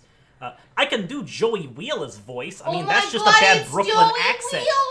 Stop it. God, it's Joey Wheeler. Why are you doing this? Because it's Joey Wheeler. Hey, honey, I think you're hot and saucy. Thanks. Yeet. Oh my god, crap. Oh boy! Mickey Mouse voice! I can do a Mickey Mouse voice! I can do this! Is your Mickey Mouse voice better than mine? Oh, oh boy, did you know that she was fucking goofy? Welcome to Disneyland, motherfucker! It just sounds like a higher version of your normal voice. Oh my god. Oh my god. Just do Aerin it. should do her best Trump voice. I can do Stitch. That very voice well. I can would do be the best huge. Okay. I can do Stitch. No, we can't ruin Stitch's voice. I know, that's the issue. Do Dude, Donald No, Duck. let's not do That Donald would Duck. hurt my voice. Nobody would be able to understand it. Donald Duck without subtitles is pain. I can't do Donald Duck. No, the only, like, actual voice I Did can do Razi really... eat a special brownie? No, this is just my personality off camera. Marikishtar says that some will say, well, God's relationship with Israel was different than his church. Christ never forces his church to do anything unless he wears leather pants. Yes! We have gone... Oh my god. We're not even in full parody mode. We have gone beyond This that. is still full parody mode. We're using parodies to parody this shit. Vegeta! Oh my god, I can't do Team 4 Stars Vegeta. I can't. Vegeta! Vegeta. It's me. I'm haunting you. Now I can't do Nappas either. I can so because the Team 4 Star abridged voices are done by multiple people. Oh, it's a Team lot 4 harder. Star Lord Guru! My name is Super Kami Guru. I am name better is than Super- Lord Yahweh. Oh my god. Earlier I said... My life without context looks like a weird porno with no plot. Oh my god. This is an ascended parody. Oh, this. I'm trying to, like, keep my drink from going down the wrong pipe now. You know, it's fine. Oh my god. Bumbling Bee says, "What did I come in on?" We've gone. We've gone to parodying. Super Kami Yahweh. No. No. No! I need you to round up the Israelites. So, Fucking- and now everybody knows how ridiculous we think this author is. Yes. You thought it was biblical gender roles, It is but it is I, Dio. Dio. Oh my god. I'm No. going dinner and y'all go wild, my god. No. I need you to birth the savior of our people. I request a virgin birth now. Hell, I need you to die on a cross now. Oh my god, the irony of saying that Nail needs to be on the cross. Super Kami Guru demands this. Oh, and the chat's talking about porn too. I could read this in Pan's voice. Hashtag heathen. I'm the same way. I'm sorry. I could read it in Pan's I don't voice. want porn. Pan's voice? Yeah. Which Pan? Ooh, no. Oh, fucking Pan from Dragon Ball Super. Okay. I thought you were talking about GT Pan. So angsty 10-year-old. Oh, I'm gonna read it as an e-girl. Yes. You're gonna read it as an e-girl? Yes. Are you gonna be breathy? Earlier I said the reason I don't use the term rape in the context of marriage is because It's because of roar. Early 2000s e-girl confirmed. it is like using murder to like refer to all killing for only unlawful killing unlawful by God's laws considered murder. Killing in self-defense in order to save others is not wrong. Even in the Senpai case of wrongful sex in marriage, like the Markle murder case for RXT, such action is not rape but rather physical abuse. So, also, I'd like to point out, Gator says in the chat, he thinks I can actually do a pretty good Krillin voice. I'm not certain, but, like, I think, but now I want us to look at the definition of rape. Did Android 18 do that to me? I'm not sure. Here is the Webster's 1829 dictionary definition of rape. Oh! Oh! Hell no! Fuck me up.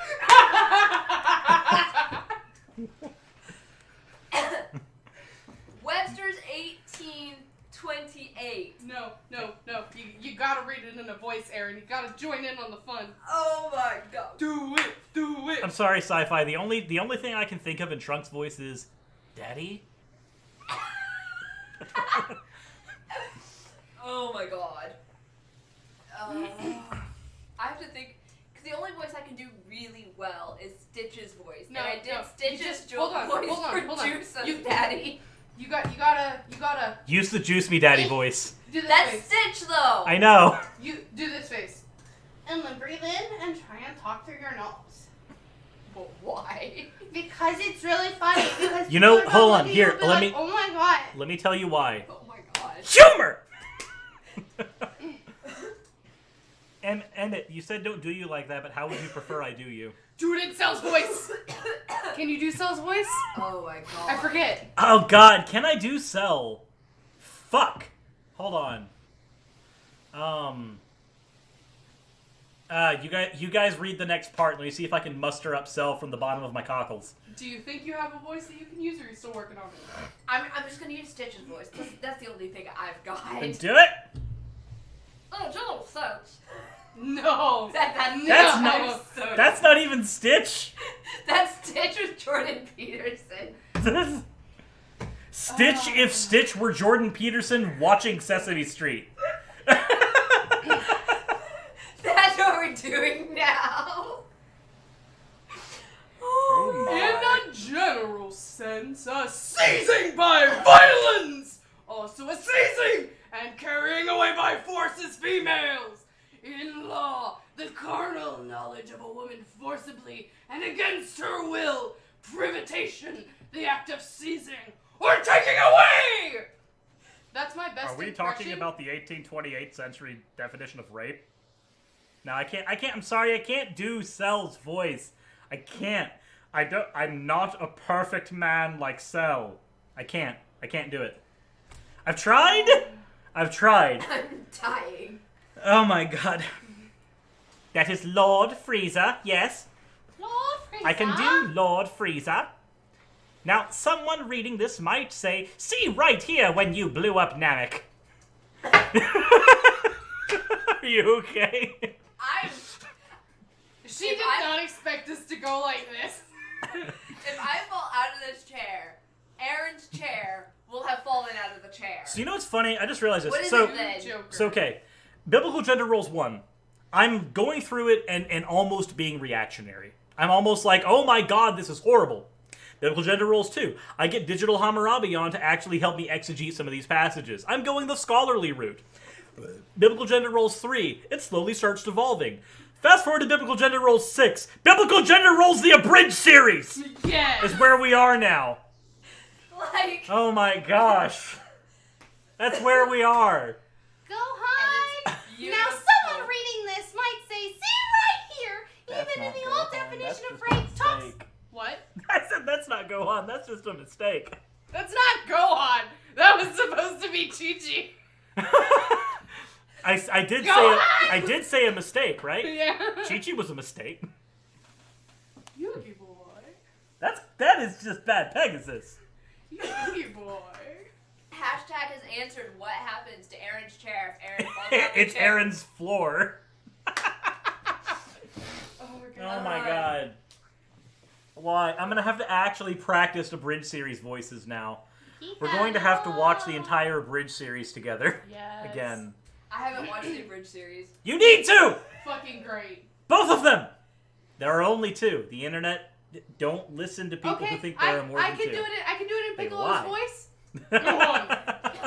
Go on. Dodge! That's the only thing Piccolo says in the Bridge series. Bad, bad, bad, Brooklyn Rage. Bad, bad, Brooklyn Rage. Pinocchio. It sounded like Shrek's Pinocchio. Get out of my swamp. That's Shrek. This though. is biblical gender role swamp! In Ash Ketchum's voice. Which Oh, one? Yeah, which one? Because, like, the voice he uses in the original anime sounds like a girl trying to do a guy's voice. And then the voice he uses in the later versions of the Pikachu, anime... I choose you! Actually, that's very accurate to what his current voice is. Pikachu. Go fuck yourself. Lars says Cirrus should do Pegasus. Ooh, you naughty boy! Now, someone reading this might say, see right there, even in the old definition of rape, it talks about a man taking a woman against her will, and that is very true. However, as I explained Pikachu earlier, it is God who defines what rape is, not us. But I want you to zero in on the first definition where it says a seizing and carrying away by force. Now let us turn to the New Testament. Oh no! He's gone away! Before I give the next scripture, I want to set up the stage a bit. I have turned help. into Ruby. I need help. That's what I need. Turned into Ruby. Just... Wise! Yeah, I was about to say, your voice sounds exactly like Ruby when you say Weiss. Wise! Wise! Wise, help me! Wise, I'm stuck in the trash again! Wise, I need more cookies! Oh my god. Wise! Wise! Wise! Bumblin' Bee says I've never wanted to participate in one of these so much before. Like, okay, so here's the thing. Like, the problem with biblical gender roles, I want to take this shit seriously. I want to look at it and give it its due diligence. The problem is that after 6 episodes of looking at this series, I can only react to it with parody anymore. That's all I've got left for this shit. And I am perfect for that, because I ruin every stream I'm in! I'm too fucking busy dying laughing. That's how this stream has gone. A Dalek's voice? Oh god, I used to be able to do a Dalek's voice. Exterminate. Exterminate! Exterminate! However, as I explained earlier, it is God who defines what rape is, not us. But I want you to zero in on the first definition where it says a seizing and carrying away by force. Tafas! The word is tafas! The Hebrew word is tafas, you mongoloid! Ah, Hey, fine. Troglodyte! There. there we go. Better. Now you're insulting actual mongoloids. They're smarter than him. Fair enough. Fair enough. Freaking... Wise! Uh, Wise! the word you're looking for is tafas! Tafas! I've exegeted that passage already! Exegeted! Go! What? Wise! Oh my gosh. Oh my god. For I am jealous over you I with think I godly told you, jealousy. For like, I have last espoused time. you to one husband, that I may present to you as a chaste virgin to Christ. Wise! Yes, Drag, this is the best. This article right here is why sometimes I feel like I must appeal to Poe's law. Peridot from Stephen? Claude. Those stupid clods. Nah, I can't do That's Peridot. about as close as I can get to Peridot. I totally forgot where we were because I was too busy fucking laughing. Claude! Oh my god. Okay, Oh, so Chase Virgin to Christ, is that where we are? Yeah.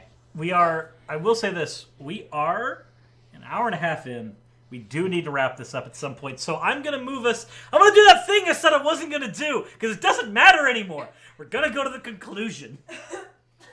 Oh dear, how much crap did we still have to get through? Oh, I could read it in the Is voice Fort... from Wait, oh god, no, we have to go through this Monsters, shit. No, we have to do this part. We have to do this part. I just and then we freaking... take forced sex scenarios. Oh my god! Can, Why? Can I read this in the girls from Monsters Inc. voice? Yes. Yeah, go Mike for it. Wazowski, is forced sex and marriage an oxymoron? No. This is Mike Wazowski.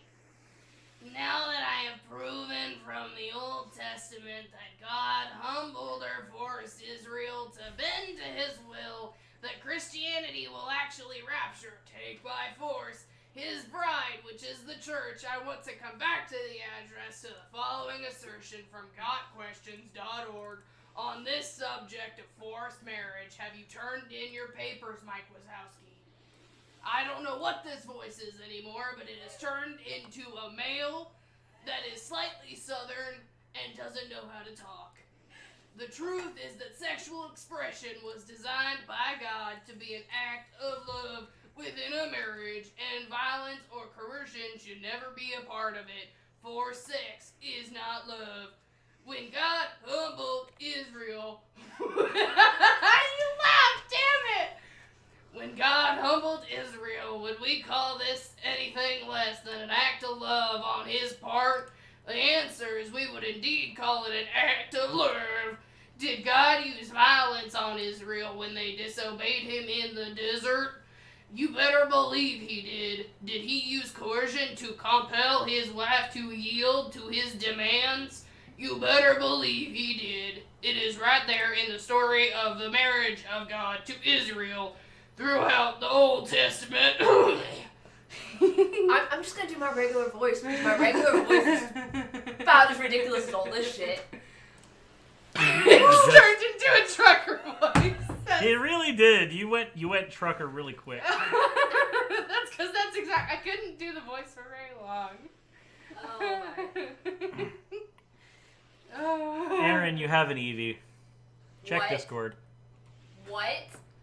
Check Discord. You have an Eevee. Okay, cool. There we go. Here's an Eevee, everybody. just to derail everything, because we're already there. We're so far derailed. Like.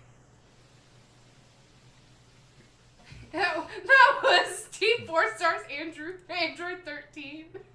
Oh my god. I'm just going to use my regular voice because I don't have a good voice. You can always have a good voice. You just gotta breathe through your nose a little bit. Hey. I'd rather not. I'd rather not. Let's do scenario 1. Because, oh my fucking shit fuck. You cranberry fucknut. You cranberry fucknut. Yes! Just so we are clear, I'm calling the author a cranberry fucknut.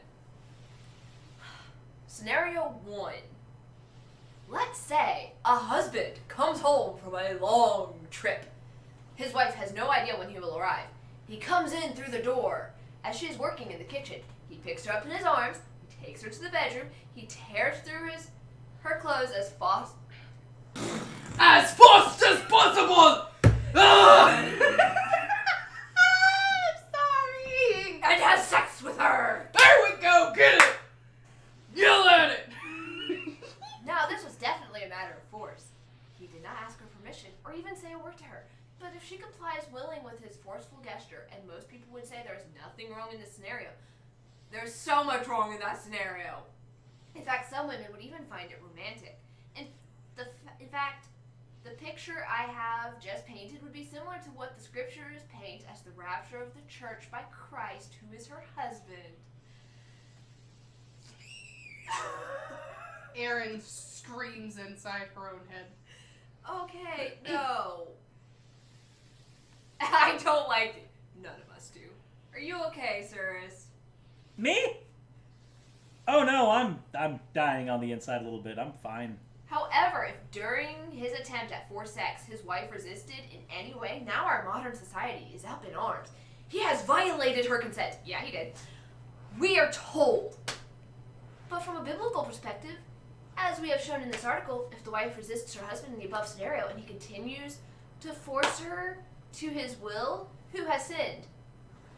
The husband, the wife, or both? The husband. And it's not even, sin doesn't even fucking exist. It's not even a sin issue. Not even a sin that issue. is wrong. Like, I mean, a sin is an affront. Let's give it to him. If we grant them that sin exists and lust is a sin, the husband would have sinned because he lusted after his wife. Oh, while she was no. working.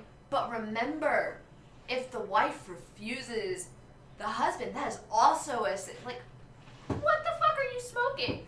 And please put the bong down. There is the Skeptic Mafia in the chat, by the way. I don't know if anybody knew that, but the Skeptic Mafia, when am I getting my shill check? I've been told that I'm part of the Skeptic Mafia, but like you should know when I'm We getting my demand check, right? payment or we're going on strike, god damn it! Oh, lordy. So, biblically speaking, as the wife who has sinned, the husband is not sinning by forcing her to yield to his lawful demand. It's no, fuck yourself, you cranberry fuck nut.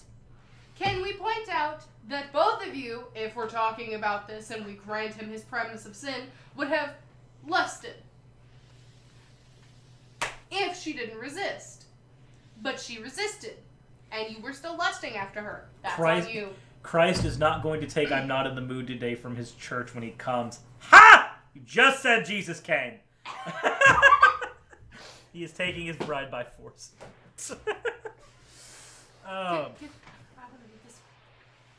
Like, no, I just... Hey, you're done? You want to scroll down?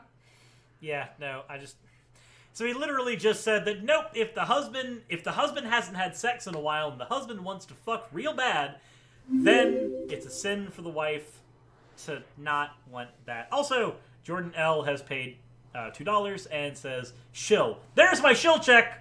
Yay! Woo! Why does the Bible talk about tits so much? Because being a Christian is the tits.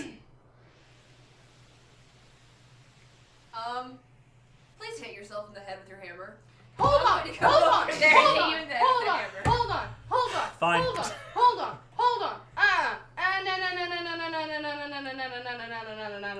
No. Save. Let's say a man takes his woman as a wife who clearly did not want to be his wife.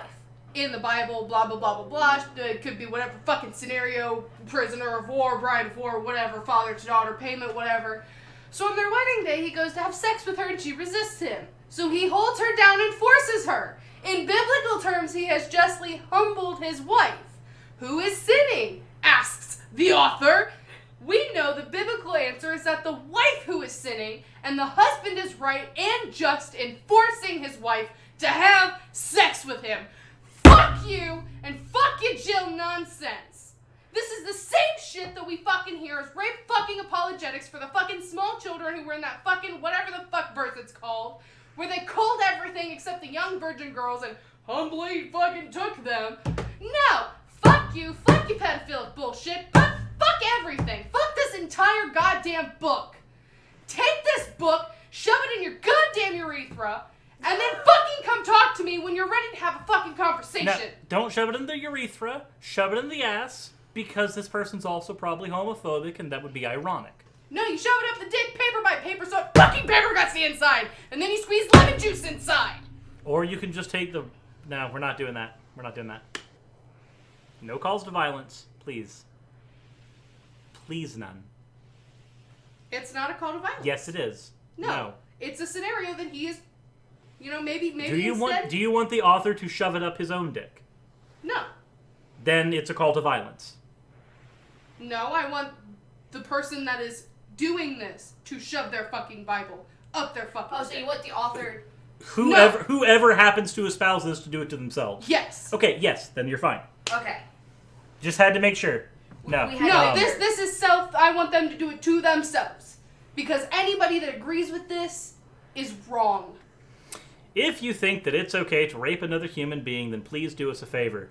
Take the Bible, rip a page out, maybe two, you might need two, make a funnel out of them, hold up your dick, put the funnel on your dick that you've made with these pages from the Bible, and calmly pour 99% proof alcohol down.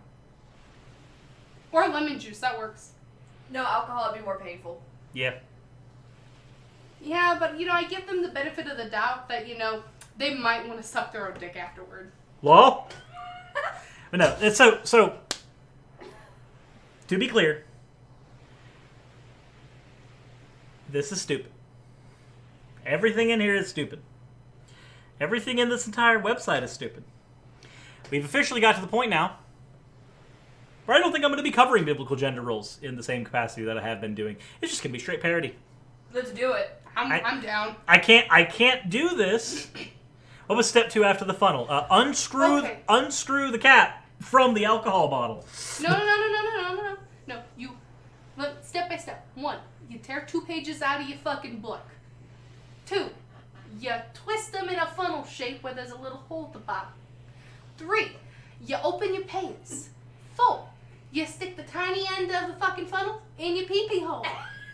4, you unscrew the cap of the alcohol. 5, you lift the alcohol. 6, you pour it down the tube. And you leave it there. And you let it set for days. And then you go and you wander into the desert, never to be heard from. Like, I'm going to be honest. If you are the type of individual who is willing to appeal to that book in order to justify rape, then I'm sorry, but getting the inside of your dick burned is the least amount of harm that has come from that thought process of yours. I'm sorry. Your book, Christianity. Let's get into genital mutilation with Christianity. Like, your book. I agree with Pat Miller. Pure capsicum. Pure capsicum. Oh, why didn't I think of... Oh! Write down. That'd be fine. Because capsicum, its cells are formed like this. Yeah, and they're they formed. stick. Yeah, the individual molecules for capsicum, they're formed like hooks. I know. They cut. They know. cling. They do a cling. So. But no, on all seriousness, your book, your Bible, has espouted so much hatred and violence and rape and so much inhumanity to be considered a humane book. Chuck it in the bin. And if you desperately need apologetics to make the Bible not sound heinous, then your Bible sounds heinous. Like, Sorry. it's like saying, oh, well, Ada's not that manipulative and trying to use apologetics for it. Ada's still manipulative. Yes, I did this just the other day. I admit This to person that. is a Resident Evil fan and tried to say that Ada Wong does not manipulate people or is not manipulative. I mean, Sorry, no, you're wrong. And I had apologetics for that. That was like, don't be... I literally just said, don't be an apologist for Ada. If she did the thing, she did the thing. Sorry. There's no ifs, ands, or buts. It happened. I also fully admit to being a nerd. Yeah. How many Point scenarios? being, this site is fucking dumb, and the person that wrote this is disgusting.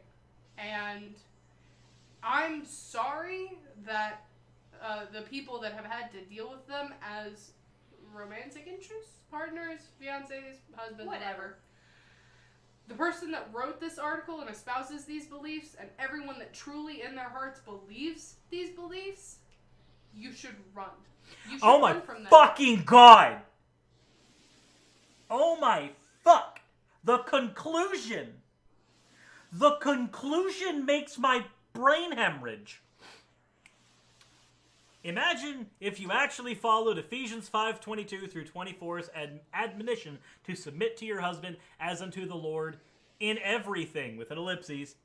Imagine if you submitted to your husband, working in your body both to will and do of his good pleasure without grumbling or resisting him. If you were to follow this pattern with your husband, then the issue of forced sex in marriage would really be a non-issue. What he's basically said is that if you stop saying no, it won't be rape anymore. Is it bad? Sounds like some of my exes. Like, no! Absolutely fucking not. If she does not want it, she doesn't have to say yes just so you can feel better about it not being rape anymore. Here's the Sorry. thing, like, Fuck again, you. Just because you married her Doesn't does mean you not have a mean right you to have her. the right Fuck to it. her body. Jesus. Secondly, what you are doing is now you're putting the blame on somebody and saying, hey, you're there for his sexual pleasure. You're not a person anymore. You have now not only objectified a human being because of what the fuck's between their legs, you have put them in a position where they have less autonomy than a corpse. And a corpse gets to make more decisions over their goddamn body than a human being you married because they're not a person anymore. You've dehumanized them. I hate to say this with this author, all he's fucking done is dehumanized and objectified women to the fucking point of it's just a fucking parody at this point. Biblical Gender Roles is a rape apologetics website. And I'm saying it right now. Rage Tyrannosaurus sums it up in a really, really good quote. If you stop resisting, then I'll stop forcing you. Yeah, you're still forcing. it's fucking Yeah, disgusting. that's just because you've changed it to a mental battle instead of a physical one. It doesn't mean you're not forcing them still. Like, no, we've now hit this awkward scenario where I have to say, I've said it before that he's engaging in rape apologetics. I will say it now. The author of Biblical Gender Roles is not just engaging in rape apologetics. This is a rape apologetics website. The purpose of this website is to make rape sound okay to misogynistic assholes who look to their Bible for justification to be dicks. And not even just that, to try and convince their partners, their spouses, their wives, that it's okay. That this is how it should be. You should bend to my every whim, and if I need my dick sucked, you're gonna do it. Like, And here's the thing, he also has a YouTube channel and a podcast site. So and he's on his actually and on his fucking YouTube making channel, money. he's responded to Rachel Oates. So you're making money off of this shit now. Like, here's the thing. Well, hold on, because there is something that we need to clarify. So, Neko Girl, yes, some people do get their jollies off by forcing. Your but that's what jollies we can't call- come at the expense of other people, though. Yes, there's a good way of doing that, and that's called BDSM non-con. It's where you set up a fake scenario, and you run through a scenario like that, but with someone that you trust and have previously given consent to do this to and for, and you have set it up purposefully for this situation in which they have a safe word, and that safe word could be any word. And when No. they say that safe word means the situation stops. It's done. You don't continue, and if you do, you are breaking that, and then it's rape. That safe word is the barrier for that. But if you honestly are harming another human by raping them, it's not the BDSM term anymore because you don't have a safe word. You're not stopping at that safe word. Oh, Crazy then said, I'm just saying some of these people probably force because to them it's fun. To them it's fun and it's a power dynamic. People are getting off now because they have power. And you are gaining that power by dehumanizing, objectifying another human being. Like she said with non-con role play. Non-con role play is a consensual situation that wants a specific word that is agreed upon. It can be as stupid as the word red. As long as that word is agreed upon. The minute that word is said, You stop. And That's it. Neko does get it. Neko does get it. But Yeah. I'm clarifying for everyone watching so they're not like, oh, so now BDSM or rape apologetics? No. No, and that distinction does need to be made there because there are people like it's like when I did my comments reading. The person who said that, oh well, because some women have rape fantasies, it's okay for men to indulge those fantasies.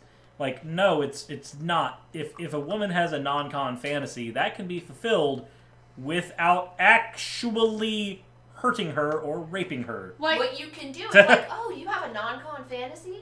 Oh, well, I also have a non-con fantasy. let's set it up. Let's set it up as a scenario in a role You play set up what is with called a safe scene. word.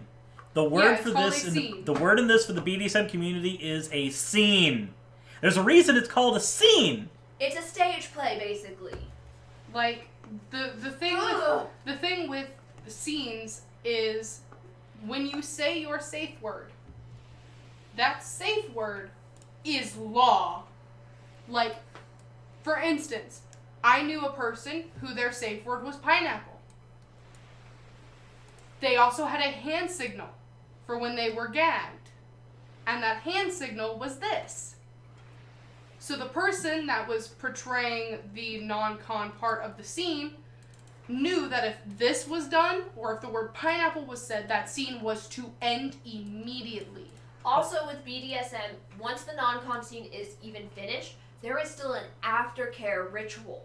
Of which you hold and take care of them and clean them and make sure they're okay. Because a scene can cause psychological damage sometimes. Like, there is proper aftercare and there is proper, like, ways of going about things, especially in the BDSM community. They have classes for aftercare. Because there are people with PTSD. There are people like me where I have been raped in my lifetime and I have PTSD from it. And so I need a certain type of aftercare. And if that aftercare isn't done, I shut down and I start to cry and bawl and completely go back into the state that I was when that happened to me. Even in, like, just normal sexy times. Like, it just takes one instance of someone not providing the aftercare that someone needs to harm that person. We also have more artwork of the Eevee, I Yes. see. and It I is have beautiful. shown it for everyone. Also, Also, if not somebody just- asked why always pineapple or pumpernickel, who Why not? the fuck is going to say pineapple during sex? What if pineapple on pizza gets you off, and so you accidentally slip it because you need it to come? Well, okay. So Sorry, I had to. I used pineapple as the example because that was what my friend used for hers because she absolutely hated pineapple, and so that was kind of like her keyword to, hey, stop.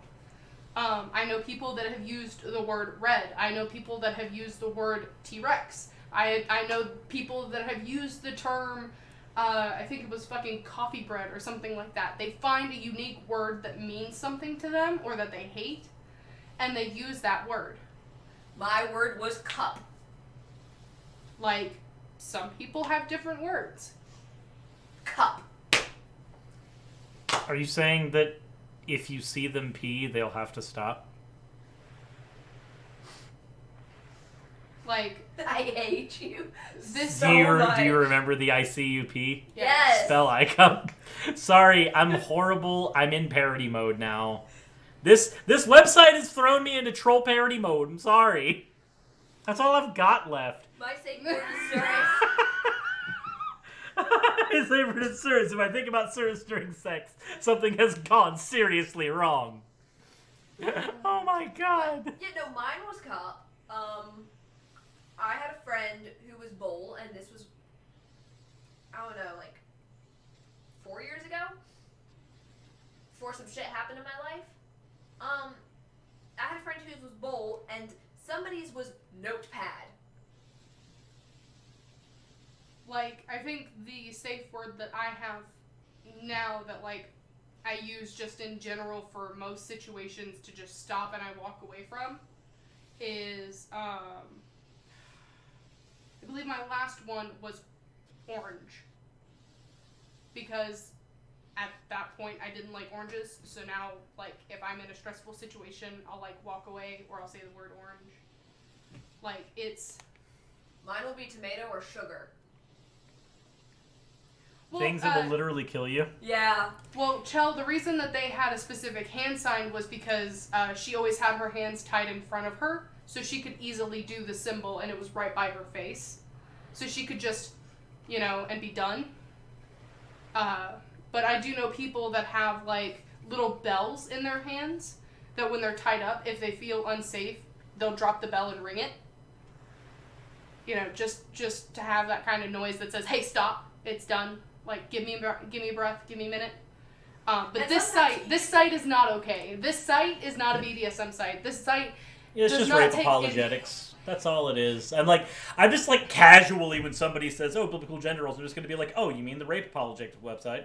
Like, it's fucking dumb. Like, if you want to have scenes and stuff, look at the BDSM websites. Look at BDSM.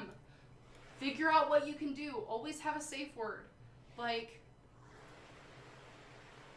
Remember, if you ever want to freak the fuck out, they have podcasts. also, Neko, she can have sugar-free things, but she doesn't eat most sugary things. She might have, like, a piece of chocolate or, like, bite of my cake or, like, bite of, like, a piece of pie, but she can't have the entire piece unless it's sugar-free. Like, we actually went to a diner that had sugar-free cheesecake, and It was she delicious. She was fucking finagled with that idea. She was like, "What?" That's And the reason I can't have sugar is it does cause an autoimmune response, which then leads to my internal organs bleeding and pain and ow. So much ow. That said, dark chocolate. Dark chocolate is pretty sugar free. Mm-hmm.